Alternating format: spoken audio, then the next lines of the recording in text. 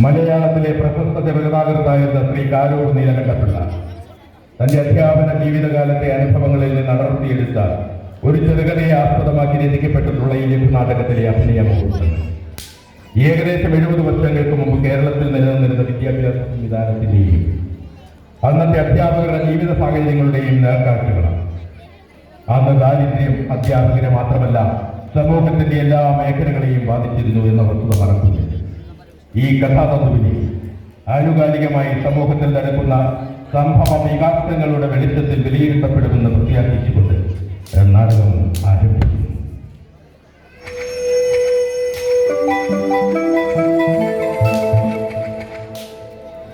നമസ്കാരം, ജാലക വാർത്തയിലേക്ക് സ്വാഗതം. ഞാനിപ്പോൾ നിൽക്കുന്നത് ചെങ്കൽക്കോട്ട ഫസ്റ്റ് ക്ലാസ് ജുഡീഷ്യൽ മജിസ്ട്രേറ്റ് കോടതിക്ക് മുൻപിലാണ്. ഒരു നാടിന്റെ സാംസ്കാരിക തനിമ നിലനിർത്തുന്നതിൽ നിർണായക പങ്ക് വഹിച്ച ചെങ്കൽക്കോട്ട TM മെമ്മോറിയൽ സ്കൂളിനും ഈ നാടിനും തന്നെയും തീരെ കളങ്കം ചാർത്തുകയും സ്കൂളിലെ തന്നെ അധ്യാപകനായ കൃഷ്ണമാഷ് പ്രതിയായ കേസിലെ വാദവും വിധി പ്രസ്താവവും ഉടൻ തന്നെ ഈ കോടതിയിൽ ആരംഭിക്കുകയാണ്.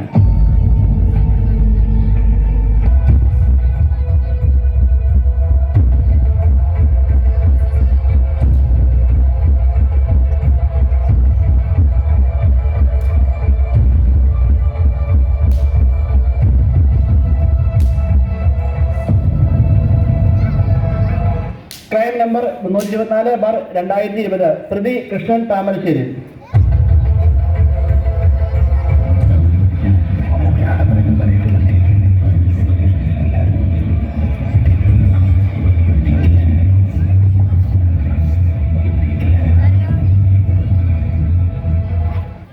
ഈ കേസിന്റെ വിധി ഇന്ന് തന്നെ പ്രഖ്യാപിക്കേണ്ടതുള്ളതിനാൽ ഇരുവിഭാഗം വക്കീലന്മാർക്കും ഫൈനൽ ക്രോസ് നടത്താവുന്നതാണ്.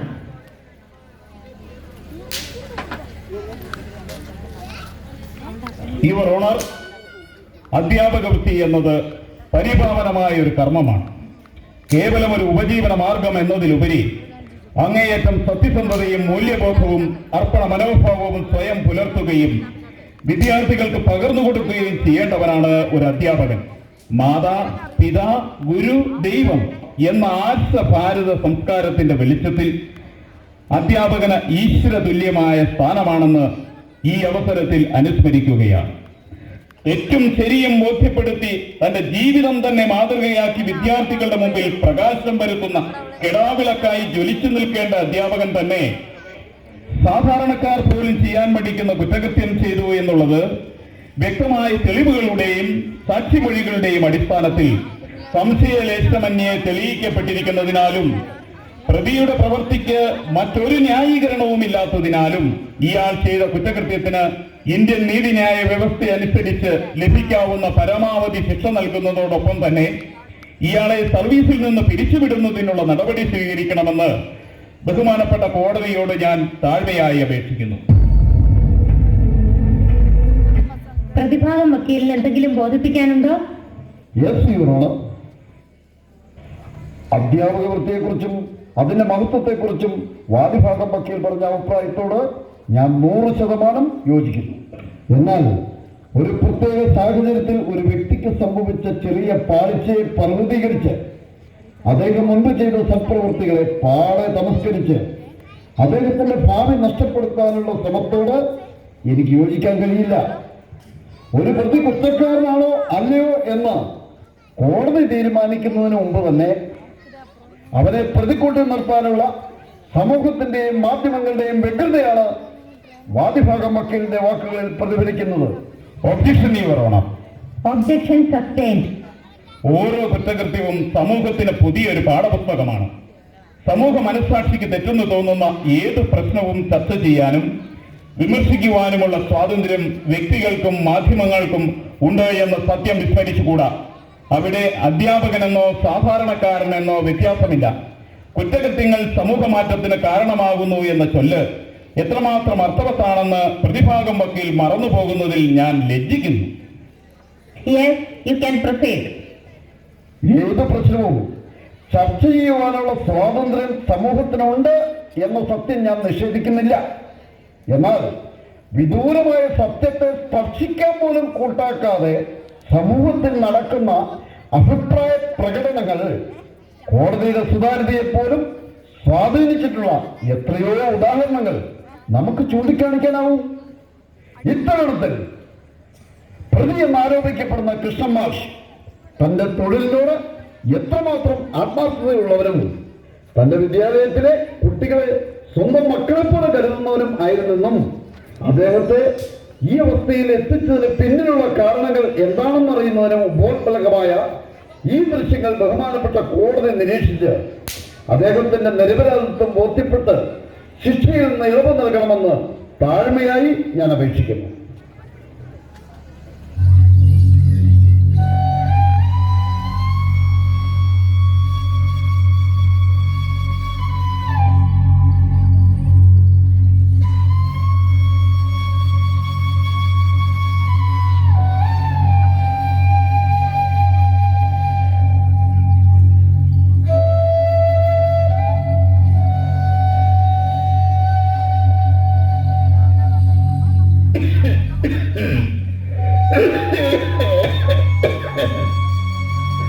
രാധേ, അവൻ വന്നോടി? ഇല്ലച്ചാ, ഇതുവരെ എത്തിയിട്ടില്ല. ഇന്നെന്താടി അവൻ ഇത്ര താമസിക്കുന്നേ? അതെങ്ങനെയാ? 4 മണി വരെ സ്കൂള് കാര്യം, അത് കഴിഞ്ഞാ നാട്ടുകാര്യം. ആരെങ്കിലും സഹായത്തിന് വിളിച്ച ആ കൂടെ അങ്ങ് പോകും. അതൊക്കെ നല്ല കാര്യമല്ലേ അച്ഛാ? ആ, നല്ല കാര്യം. അവനോന്റെ വീട്ടിലെ കാര്യം കഴിഞ്ഞിട്ടല്ലേടി നാട്ടുകാര്യങ്ങള്. എന്റെ മരുന്നാണ് തീർന്നിട്ട് എത്ര ദിവസമായി. ആ, ഞാൻ ചുമച്ച് മടുത്തു. ഈശ്വര, ഒരു നാഴിക മുമ്പ് എന്നെ അങ്ങ് വിളിച്ചാ മതിയായിരുന്നു.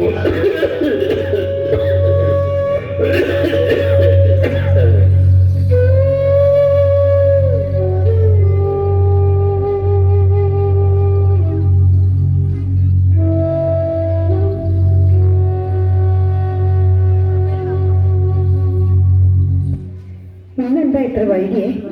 മുഖം വല്ലാണ്ടിരിക്കുന്നല്ലോ. ഒന്നുമില്ല. അച്ഛന് മരുന്ന് വാങ്ങിയില്ലേ? ഇല്ല, കാശില്ലായിരുന്നു. അപ്പം മരുന്ന് വാങ്ങാനാണെന്ന് പറഞ്ഞ് രാവിലെ എന്നോട് വാങ്ങിയതാച്ചോ? അത് വഴിയിൽ വെച്ച രാഘവമാഷിന്റെ ചെക്കനെ കണ്ടു. ഫീസ് കൊടുക്കാതെ ക്ലാസ്സിൽ കയറാൻ സമ്മതിക്കില്ലെന്ന് പറഞ്ഞ് അവൻ കരയുന്ന കണ്ടപ്പോ ഞാൻ ആ പൈസ എടുത്ത് അവന് കൊടുത്തു. നമുക്ക് വലിയ കുട്ടിയോള്. കഷ്ടം. ഇനി അച്ഛനോട് ഞാൻ എന്ത് പറയും? എപ്പോഴും ചോദിച്ചിട്ടിരിക്കുക. സാരമില്ല, നാളെ വാങ്ങാന്ന് പറയും. ആ, അത് പോട്ടെ, പിള്ളേരെന്തേ? കളിക്കാൻ പോയോ? ആ, പോയി. കറിയില്ലാതെ ഉച്ചയ്ക്ക് ചോറുണ്ടെന്നത് കണ്ട് കൂട്ടുകാരി കളിയാക്കി എന്ന് പറഞ്ഞ് അവൻ കരഞ്ഞോണ്ടാ വന്നത്. നിന്റെ അച്ഛൻ വലിയ സ്കൂൾ മാഷല്ലേ, എന്നിട്ടും കറിയൊന്നുമില്ലെന്ന് ചോദിച്ചത്രേ.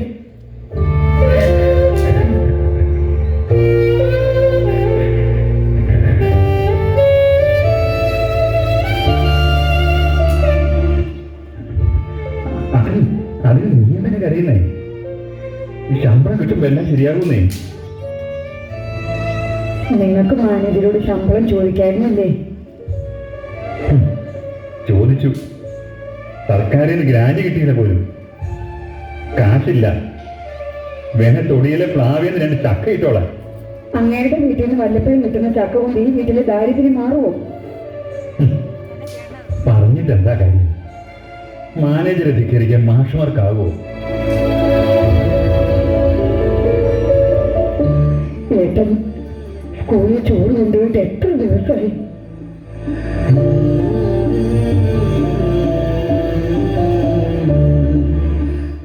ഞാനൊരു ചായ എടുക്കാം. മടുത്ത് വന്നതല്ലേ. രാധേ,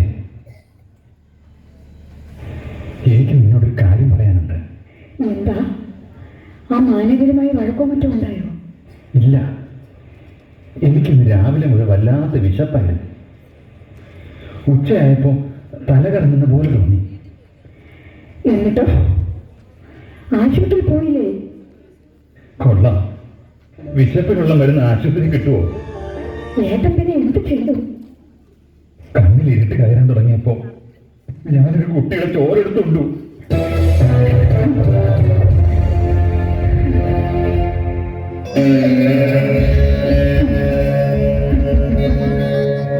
ഈശ്വര, ഞാനിനി എന്തൊക്കെ കേൾക്കണം?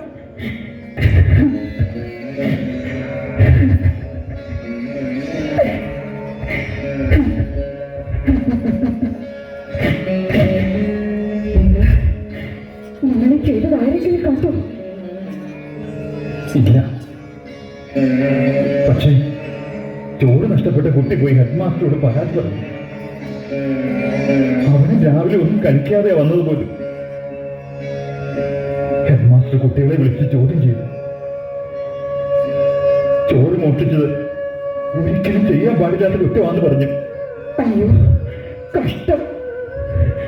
നിങ്ങളാണത് ചെയ്തതെന്ന് ഹെഡ്മാസ്റ്റർക്ക് മനസ്സിലായോ? കുട്ടികൾ പിരിഞ്ഞു കഴിഞ്ഞപ്പോ ഞാൻ ചെന്ന് സംഭവിച്ച കാര്യങ്ങളെല്ലാം ഹെഡ്മാസ്റ്ററോട് തുറന്നു പറഞ്ഞു. എച്ചൻ എന്നെ കുറെ സഹായിച്ചു. മാനേജരോട് റിപ്പോർട്ട് ചെയ്യുമെന്ന് പറഞ്ഞു. ഒരു കുറ്റവാളിയെ പോലെ ഞാൻ എല്ലാം കേട്ടു നിന്നു.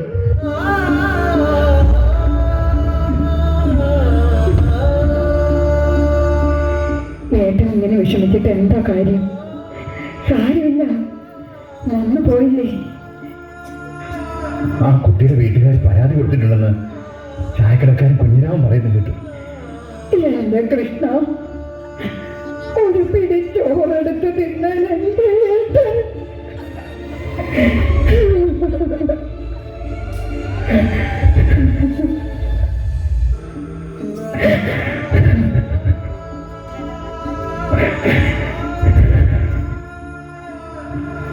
ജോലി കിട്ടി.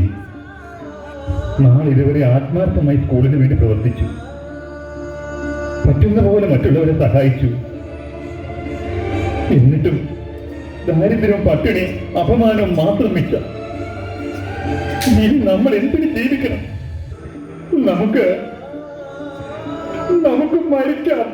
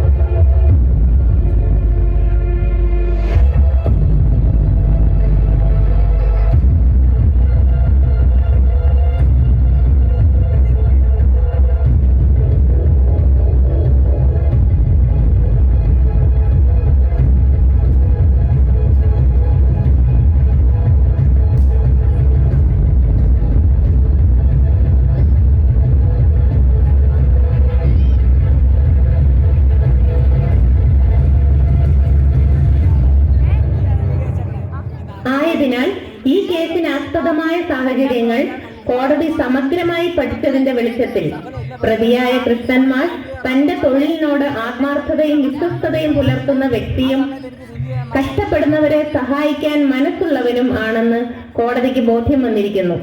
വിശപ്പ് താങ്ങാൻ ശേഷിയില്ലാതെ കഠിനാധ്വാനം ചെയ്ത് തളർന്ന സാഹചര്യത്തിലാണ് ചോറ് മോഷ്ടിക്കാൻ ഇടവന്നതെന്നും അതിൽ അദ്ദേഹം താങ്ങാനാവാത്ത മനപ്രയാസം അനുഭവിച്ചു എന്നതിനും വ്യക്തമായ തെളിവുകളുള്ള സാഹചര്യത്തിൽ സ്വന്തം അധ്വാനത്തിന് മതിയായ പ്രതിഫലം ലഭിക്കാത്തതും കുടുംബത്തിലെ പ്രാരബ്ധങ്ങളുമാണ് പ്രതിയെ ഇത്തരത്തിലുള്ള കൃത്യത്തിലേക്ക് നയിച്ചതെന്ന് കോടതിക്ക് ബോധ്യം വന്നിരിക്കുന്നതിനാൽ കൃഷ്ണൻ മാഷിനെ കുറ്റക്കാരനായി കാണാൻ കഴിയില്ലെന്നും തൊഴിൽ ചെയ്യുന്ന ഏതൊരു വ്യക്തിക്കും ന്യായമായ പ്രതിഫലം ലഭിക്കുന്നുവെന്ന് ഉറപ്പുവരുത്തുവാൻ സർക്കാർ തലത്തിൽ നടപടി സ്വീകരിക്കേണ്ടതാണെന്നും ഈ കോടതി ഉത്തരവാകുന്നു. Court is adjourned.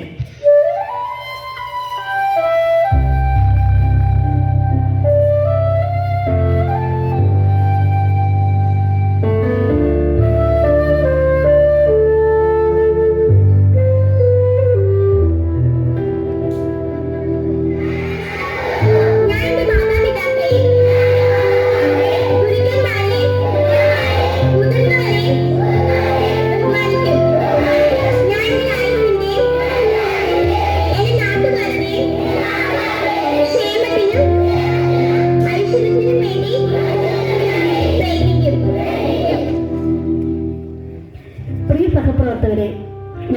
കുട്ടികളെ, നമ്മെ സംബന്ധിച്ച് ഏറ്റവും സന്തോഷമുള്ള ഒരു ദിവസമാണിന്ന്. നിങ്ങളുടെ ഏവരുടെയും പ്രിയങ്കരനായ കൃഷ്ണൻ മാഷ് നിരപരാധിയാണെന്ന് തെളിയിക്കപ്പെടുകയും അതുവഴി അധ്യാപക സമൂഹത്തിനും വിദ്യാലയ അന്തരീക്ഷത്തിനും ഗുണകരമായ മാറ്റങ്ങൾ ഉണ്ടാക്കാൻ സഹായിക്കുന്ന കോടതി ഉത്തരവ് നേടിയെടുക്കുകയും ചെയ്തിരിക്കുകയാണ്. തന്റെ അനുഭവം ഇനി ഒരു അധ്യാപകനോ കുട്ടിക്കോ ഉണ്ടാകരുതെന്ന ആഗ്രഹത്തോടെ മാഷ് ഒരു പുതിയ പദ്ധതിക്ക് ഇന്ന് തുടക്കമിടുകയാണ്. നമ്മുടെ സ്കൂളിലെ അധ്യാപകരും വിദ്യാർത്ഥികളും ഉൾപ്പെടെ സാധിക്കുന്നിടത്തോളം പേർ എല്ലാ ദിവസവും 2 പൊതി ചോറ് വീതം കൊണ്ടുവരികയും ഇല്ലാത്തവർക്കായി വീതിച്ചു നൽകുകയും ചെയ്യുന്ന വിശപ്പ് രഹിത വിദ്യാലയം പദ്ധതി. ആദ്യ പൊതി വിതരണം ചെയ്തുകൊണ്ട് ഈ പദ്ധതി ഉദ്ഘാടനം ചെയ്യുന്നതിന് കൃഷ്ണ മാഷിനെയും സ്കൂൾ ലീഡറെയും വേദിയിലേക്ക് ക്ഷണിക്കുന്നു.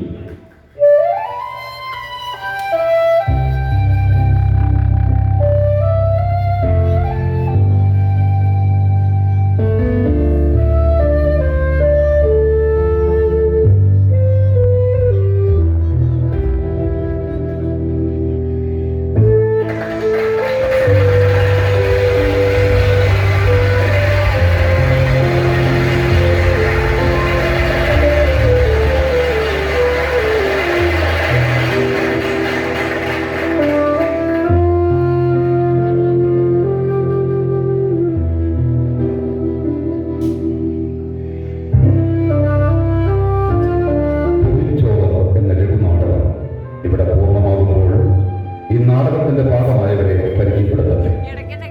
നാടകാവിഷ്കാരം ഷീല വാറ്റിക്കര, സംവിധാനം ജോർജ് കുട്ടി വാറ്റിക്കര, വേഷം പകർന്നവർ ജഡ്ജി ഫാത്തിമ റഹീം, വക്കീലന്മാർ Siddhi Kottaram, Ajimon Kunnathe, Radha Sheela Vattikkara, Krishnan George Kutty Vattikkara, head mister Swapna Sudarshan, reporter Benjamin Kunnathe, അധ്യാപിക ബിജി ജോസഫ്, വിദ്യാർത്ഥി വിഷ്ണു അഭിലാഷ്, ഡബ്ബിംഗ് KR തോമരാജ്, ബേബി കുന്നുംപുറം, നിഖിൽ തെക്കേടത്ത്.